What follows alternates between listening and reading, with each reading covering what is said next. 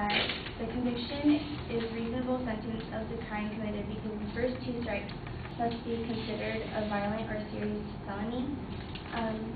Nicole previously stated that because the third isn't a serious felony, the criminal basically shouldn't be sent to jail unless a violent or serious felony is committed. So basically that's pretty much saying we're waiting for another person, whether it's a family member, a friend, to be targeted as the victim for a criminal to go to jail. The two prior convictions that can be considered as strikes are murder, voluntary manslaughter, rape, arson, or attempted murder, burglary, or kidnapping.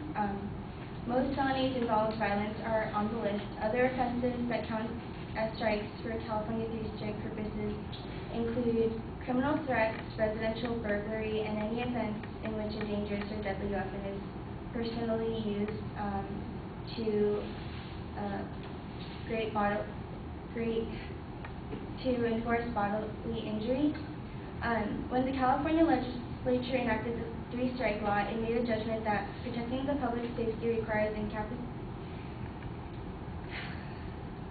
When the California legislature enacted the three-strikes law, it made a judgment that protecting the public safety requires incapacitating criminals who have already been convicted of at least one serious or violent crime, and this was stated by Justice Sandra Day O'Connor. It was said that the 8th Amendment made this law unconstitutional.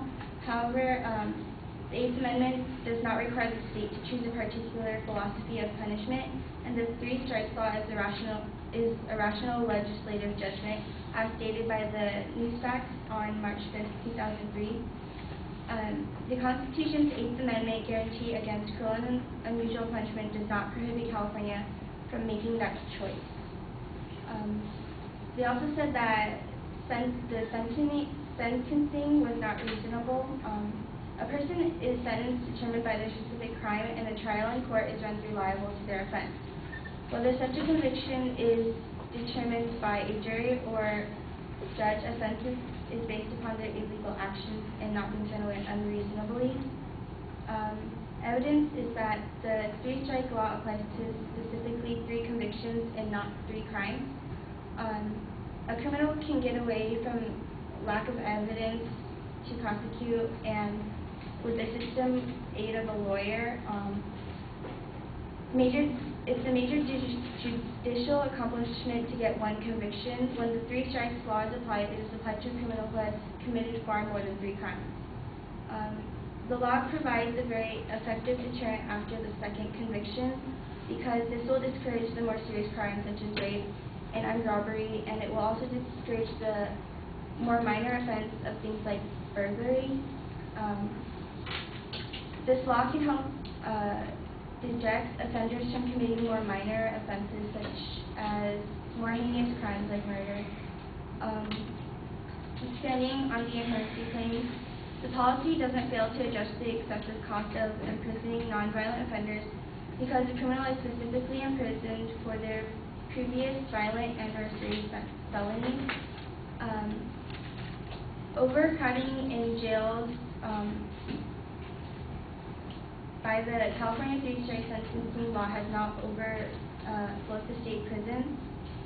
The prison population reached an all-time high in October 2006 at an average of 174,000 inmates, but by August 2009, the prison population actually reduced by 166,000. There were actually fewer inmates in California prisons on June 30th, 2009, 10 years earlier from June 30th, 1999. Most state prisoners are violent and are currently convicted for crimes against persons. On June 30th, 2009, over 56% of all male inmates in California were committed to state prisons for crimes against persons. In the California three-strike law, the third strike can be any felony, not necessarily a violent or serious crime.